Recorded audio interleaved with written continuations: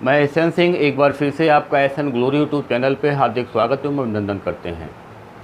BEd second year परीक्षा की तैयारी के क्रम में हमने चर्चा किया इसके पहले के वीडियो में शिक्षण के स्तर की।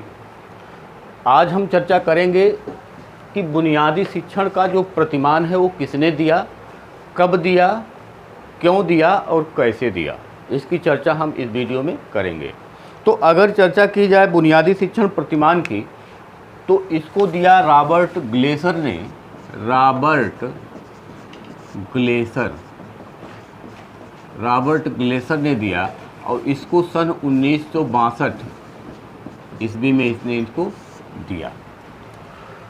प्रतिमान का मतलब जो यहाँ आप देख रहे हैं एक मॉडल ही है कि जो शिक्षण कार्य किया जाए वह किस प्रकार से किया जाए, उसी का एक मॉड्यूल बना के दिया जाता है, उसी को शिक्षण प्रतिमान कहा जाता है। यानी कि शिक्षण का जो कार्य है वह किस प्रकार से किया जाए, इस पर विभिन्न मनोवैज्ञानिकों ने अपने अपने कॉन्सेप्ट दिए हैं, अपने अपने प्रतिमान दिए हैं, अपने अपने तरीके सुझाए हैं। उन्हीं तरीकों को ही प्रतिमान कहा जाता है।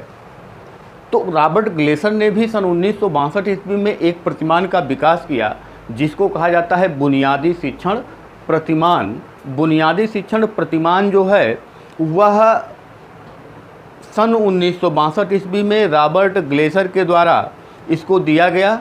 इसमें जो है मनोवैज्ञानिक शक्तियों के द्वारा शिक्षण उद्देश्यों की प्राप्ति का प्रयास किया जाता है। एक शिक्षक जो शिक्षण उद्देश्य लेकर के क्लासरूम में जाता है उसका वह प्राप्ति किस प्रकार से करे, तो रॉबर्ट ग्लेसर के द्वारा यह बताया गया कि कुछ ऐसी मनोवैज्ञानिक प्रवृत्तियां हैं, कुछ ऐसी मनोवैज्ञानिक शक्तियां हैं जिसके द्वारा उन शैक्षणिक उद्देश्यों को प्राप्त करने में एक शिक्षक को आसानी होती है।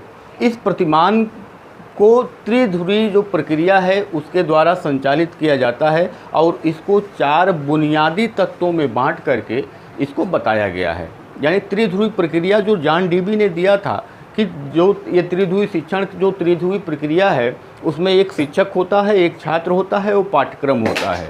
तो इन्हीं को ले करके रॉबर्ट ग्लेसर ने स्पष्ट किया है, उसको 4 प्रमुख बिंदुओं में विभाजित करके इस मॉड्यूल को उन्होंने विकसित करने का प्रयास किया है और जहाँ पे मनोवैज्ञानिक प्रवृत्तियों और शक्तियों के द्वारा वह उसको प्राप्त करने में सफलता प्राप्त करता है। कुछ मनोवैज्ञानिक जो सिद्धांत हैं जैसे उद्देश्यों, स्पष्ट उद्देश्यों की प्राप्ति का सिद्धांत, क्रियाशीलता का सिद्धांत, अनुभव से संबंधित सिद्धांत, इसी पर आधारित यह रॉबर्ट ग्लेसर का बुनियादी शिक्षण प्रतिमान है। तो हम चर्चा कर रहे हैं कि बुनियादी शिक्षण प्रतिमान जो है वो है क्या। तो हमने कहा कि जो मनोवैज्ञानिक शक्तियों के द्वारा शिक्षण अधिगम उद्देश्यों की प्राप्ति में जो सहायक बिंदु होते हैं उन्हीं को लेकर के रॉबर्ट ग्लेसर ने अपने शिक्षण प्रतिमान की रचना की, अपने शिक्षण प्रतिमान का विकास उन्होंने किया और इसको संपूर्ण जो शिक्षण प्रक्रिया है रॉबर्ट ग्लेसर ने उसको 4 भागों में विभाजित किया। जो संपूर्ण प्रक्रिया है उसको 4 भागों में विभाजित किया। सबसे पहले इन्होंने कहा कि अनुदेशनात्मक उद्देश्य, पहला जो होगा वो होगा अनुदेशनात्मक उद्देश्य। दूसरा जो होगा वह होगा पूर्व ज्ञान। तो जो रॉबर्ट ग्लेसर है, रॉबर्ट ग्लेसर ने यहाँ ये बताया है कि सबसे पहला अनुदेशनात्मक उद्देश्य, फिर उसके बाद पूर्व व्यवहार, उसके बाद अनुदेशनात्मक प्रक्रिया, अनुदेशनात्मक प्रक्रिया, तीसरे स्तर पे अनुदेशनात्मक प्रक्रिया की बात होती है और लास्ट में हम इसको आते हैं निष्पत्ति मूल्यांकन पे। निष्पत्ति मूल्यांकन पे। तो ये जो है शिक्षण की प्रक्रिया यही है, ये शिक्षण की प्रक्रिया यही है। तो शिक्षण की प्रक्रिया में इन्होंने 4 बातों को स्पष्ट किया है। सबसे पहले अनुदेशनात्मक उद्देश्य, तो इन्होंने इसको एक रेखा चित्र के माध्यम से इसको बताने का प्रयास किया है। उस रेखा चित्र को हम यहाँ बना दे रहे हैं। इसको देखिए, सबसे पहले इन्होंने कहा कि अनुदेशनात्मक उद्देश्य होगा, फिर उसके बाद पूर्व ज्ञान होगा, फिर उसके बाद अनुदेशनात्मक प्रक्रिया होगी और लास्ट में इसका निष्पत्ति का मूल्यांकन होगा।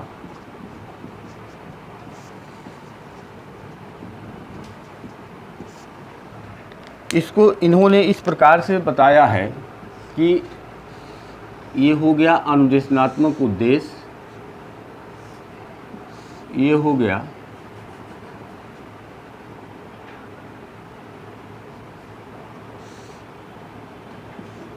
पूर्व ज्ञान, ये हो गया अनुदेशनात्मक प्रक्रिया और ये हो गया निष्पत्ति का मूल्यांकन। तो यहाँ से ये चलेगा इधर, फिर उसके बाद इधर, फिर उसके बाद इधर और लास्ट में यहाँ आएगा ये।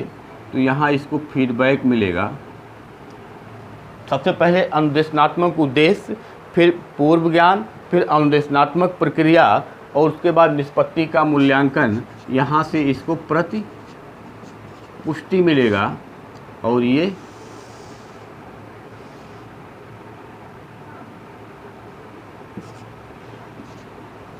इस तरीके से ये कार्य करेगा और यहाँ इस तरीके से यह कार्य करता है। तो यहाँ आप समझ सकते हैं कि ये शिक्षण की पूरी प्रक्रिया है, ये शिक्षण की पूरी प्रक्रिया है। अगर आप अनुदेशनात्मक उद्देश्य की बात करेंगे तो एक शिक्षक शिक्षण करने जाने से पहले कुछ उद्देश्यों को निर्धारित करता है कि वह क्लासरूम में जब जाएगा पढ़ाएगा तो वह कौन कौन से उद्देश्यों की प्राप्ति करेगा। तो शिक्षण पूर्व ही ये उद्देश्य निर्धारित हो जाते हैं। जैसे अगर आपने लेसन प्लान बनाया होगा तो वहाँ पे आपने लिखा होगा सामान्य उद्देश्य और विशिष्ट उद्देश्य। वही जो सामान्य उद्देश्य और विशिष्ट उद्देश्य हैं उसी की प्राप्ति करने के लिए ही शिक्षण कार्य किए जाते हैं और उसमें विभिन्न तकनीकों का प्रयोग किया जाता है।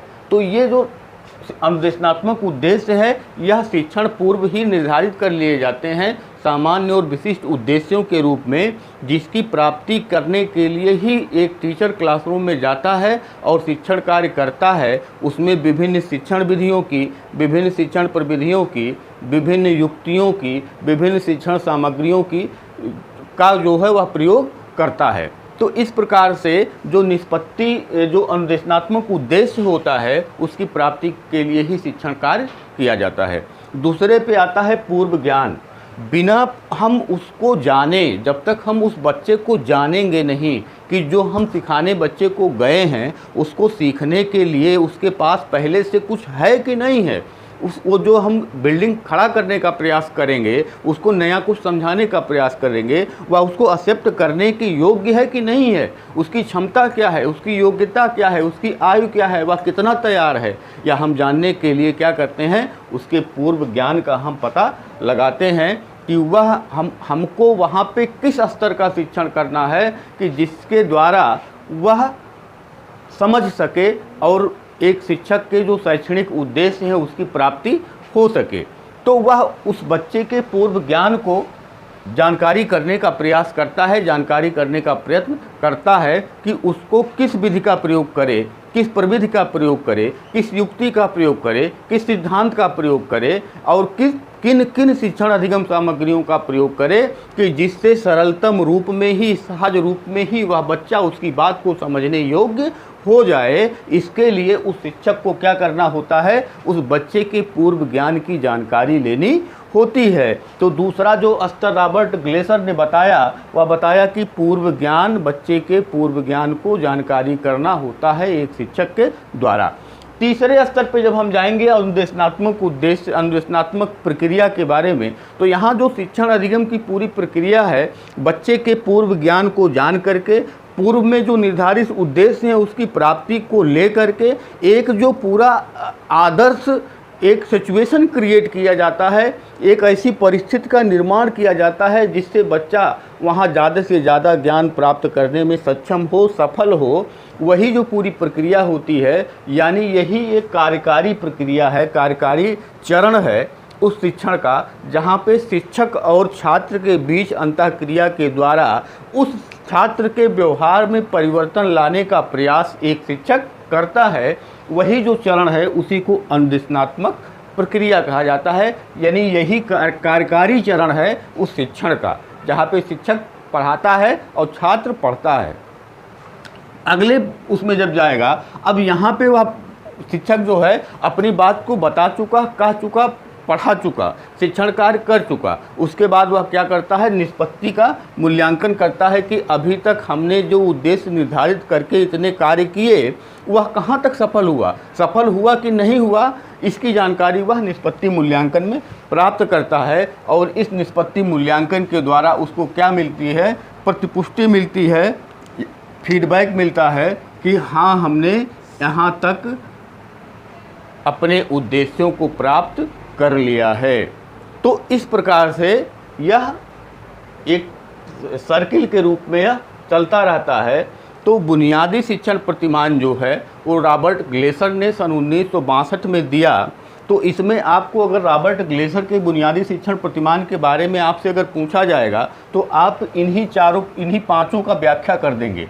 सबसे पहले आप बताएंगे बुनियादी शिक्षण प्रतिमान मनोवैज्ञानिक शक्तियों के प्रयोग के द्वारा एक बच्चे के व्यवहार में परिवर्तन लाने के लिए जो एक पूरी प्रक्रिया अपनाई जाती है उसी के बारे में रॉबर्ट ग्लेसर ने सन 1962 ईस्वी में इसको बताया।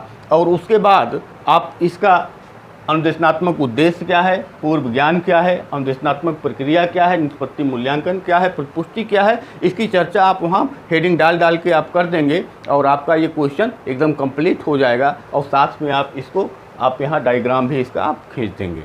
तो इस प्रकार से यही ग्लेसर का बुनियादी शिक्षण प्रतिमान है जो ग्लेसर ने सन 1962 ईस्वी में दिया। कल की क्लास में अब हम कक्षा उपागम को लेकर के आएंगे, जहाँ पे हम पाठ्य योजना के बारे में थोड़ी सी चर्चा करेंगे। पाठ्य योजना बनाने का किस प्रकार से पाठ्य योजना बनाया जाता है उसकी बात बताएंगे। उसके बाद हम सूक्ष्म शिक्षण को लेकर के आएंगे और देख रहे हैं कौन कौन से और क्वेश्चन आए हैं जो इम्पोर्टेंट है, उसको लेकर के हम शार्ट में ही आपको हम बताने का प्रयास करेंगे। तो आज के लिए इतना ही। धन्यवाद, नमस्कार।